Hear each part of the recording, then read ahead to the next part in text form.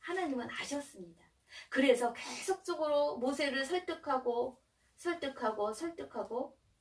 부르셨죠. 첫 번째 부르심을 한번 생각해 볼까요? 내가 누구이기에 애굽에 갑니까? 그랬더니 주님이 얘기하시죠. 반드시 너와 함께 있으리라 하는 진리의 빛을, 그 진실의 힘을 넣어줍니다. 두 번째 부르심에 모세가 거역할 때 이렇게 물어보죠.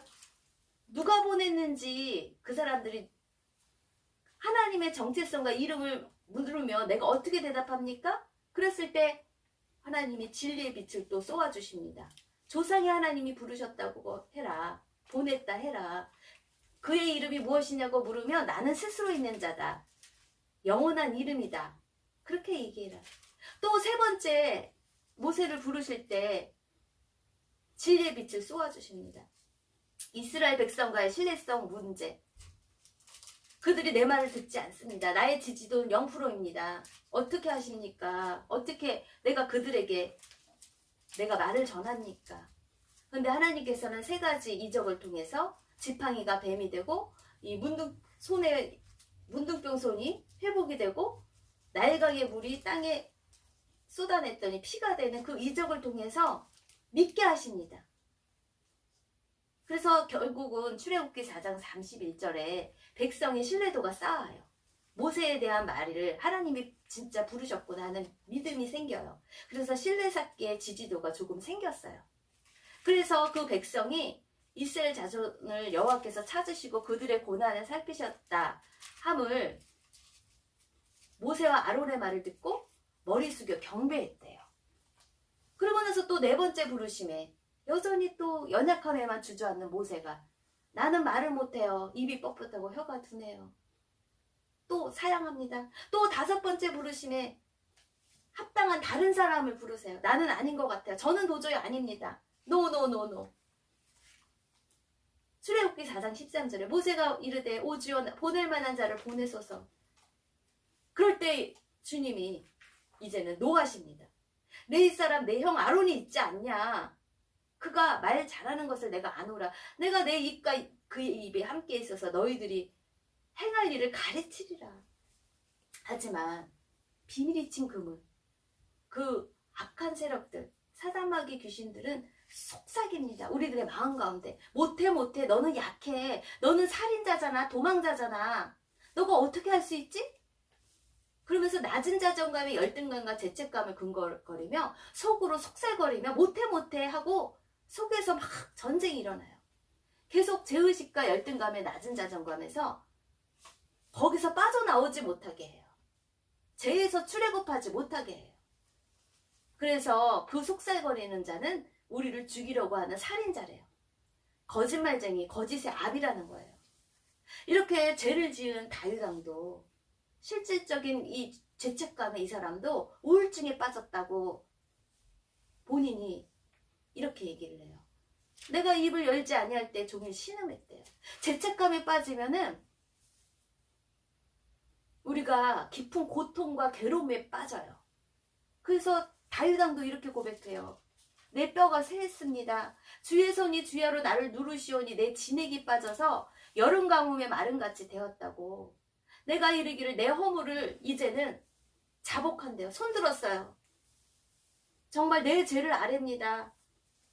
주님 용서해 주세요. 그 진실의 힘, 정직한 영으로 주님 잘못했어요 하고 깊이 자복하고 통회해요. 그리고 내 죄악을 숨기지 아니하는 거야. 정직하게. 그래서 그것을 토설하고 내 죄악을 사하셨을 때 그때서야 상쾌한 마음으로 치유되는 마음으로 회복될 수가 있다는 거지. 이런 진실한 과정을 통해서 어린아이의 이 믿음에서 더 장성한 분량까지 영적으로 성숙하며 숙성해가는 그러한 과정을 볼 수가 있어요. 그러나 거짓된 죄책감, 정말 내가 잘못했다고 회개를 하면서도 계속 반복적으로 그 죄에 빠지는 것은 거짓된 회개라는 거죠. 그리고 거짓된 죄책감에 빠지면 기도하고 고백하는 과정을 되풀이 할수록 더욱 죄책감이 심화되기만 한대요.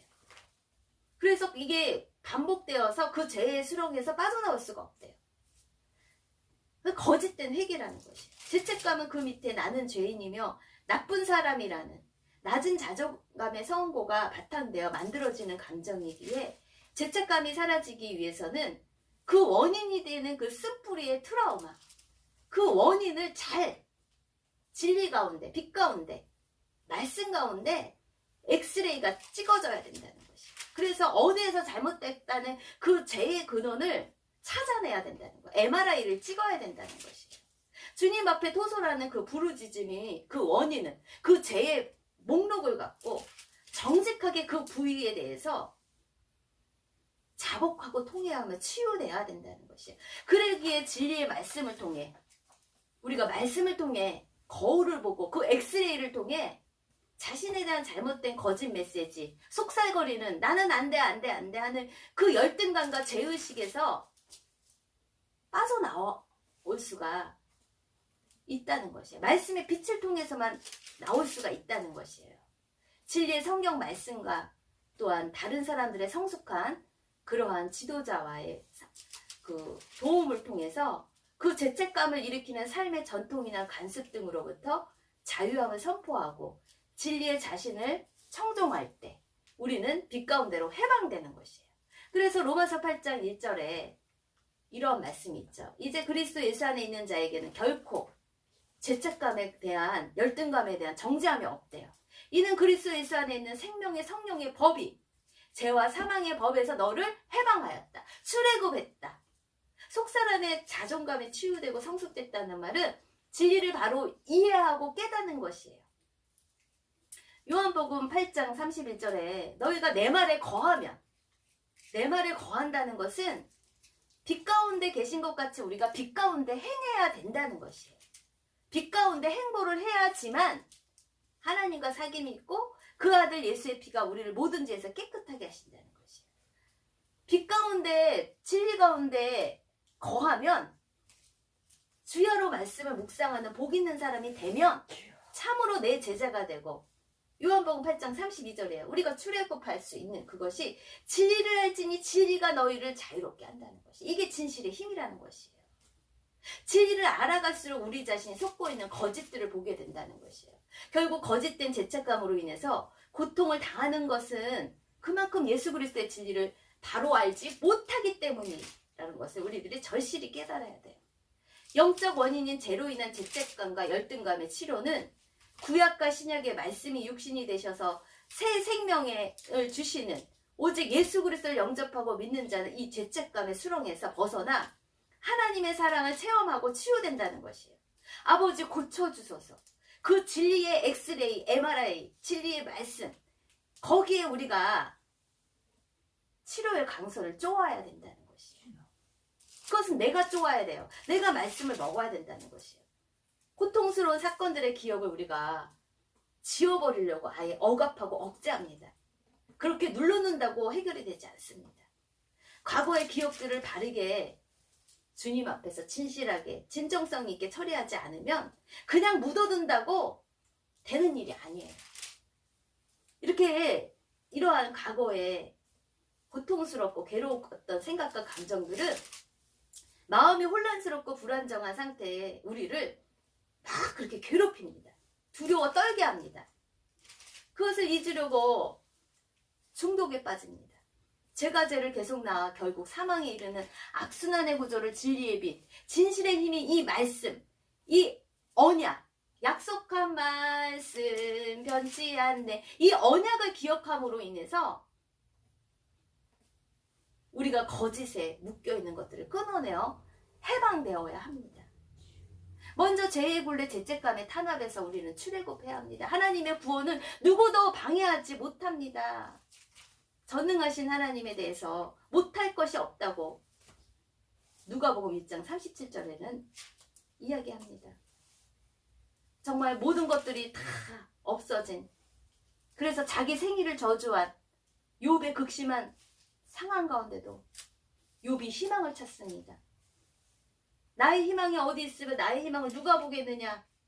그 전능하신 하나님 앞에서 욥은 그 약속한 말씀 변치 않으신 그 하나님 때문에 다시 한번 일어섭니다. 어떠한 하나님입니까? 책임을 지십니다. 끝까지. 생명을 다해 사랑하십니다. 보장하십니다. 그것이 바로 언약의 힘입니다. 그게 바로 진실의 힘입니다. 태산을 넘어 헝곡에 가도 캄캄의 밤에 다닐지라도 모세와 아론의 거짓이 없는 사실적인 그 레위 지파를 통해서, 그 족보를 통해서 선조들의 그 누가 누구를 낳고 레위 자손을 하나님께서 쓰시는 그 레위 지파에서 모세가 낳고 아론이 낳았습니다. 그 선조들의 증인들과 증거를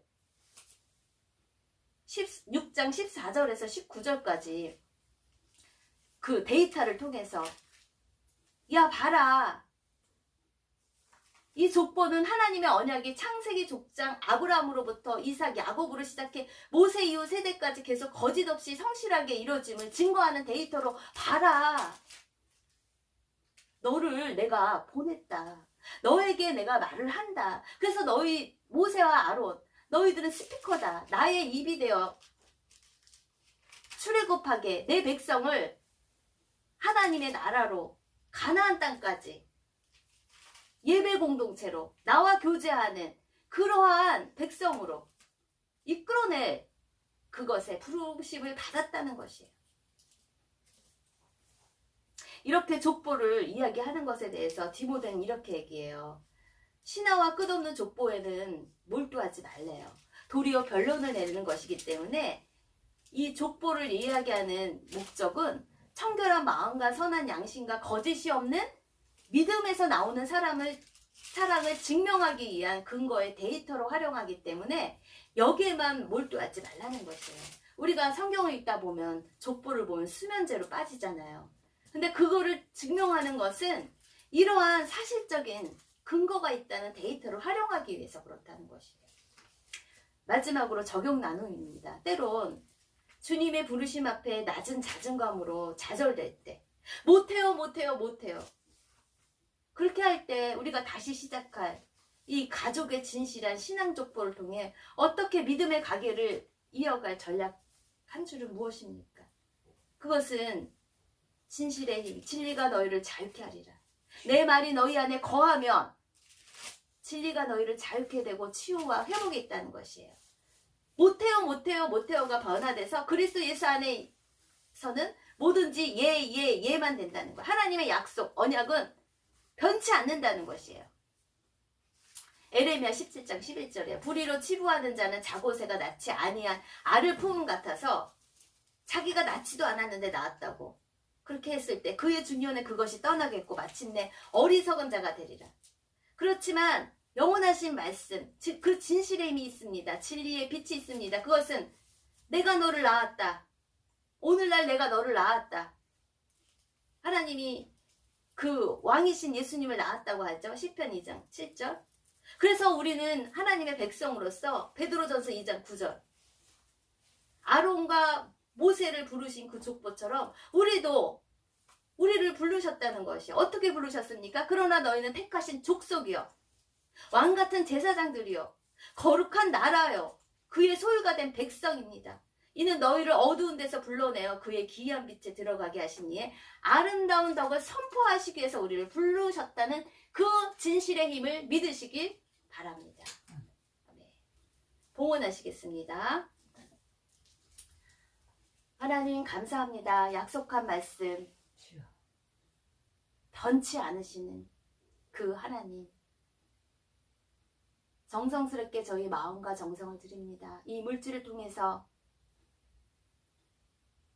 쓰러진 자, 좌절한 자 그러한 영혼을 이끌어내며 구제하며 구원하는 통로로 생명의 통로로 사용되어 하나님 나라가 젖과 꿀이 흐르는 그 가나안 땅의 여정까지 영원한 생명의 천국 나라까지 모두 다 하늘나라의 멤버가 되어 끝까지 주님께 영광 돌리며 그곳에 가서 안식하도록 저희들을 이끌어주실 희망을 가지고 늘 진리의 빛 가운데 주님과 사귐이 있는 것으로 봉헌하게 아버지께서 저희들 한 사람 한 사람 각 심령을 붙들어 주시옵소서.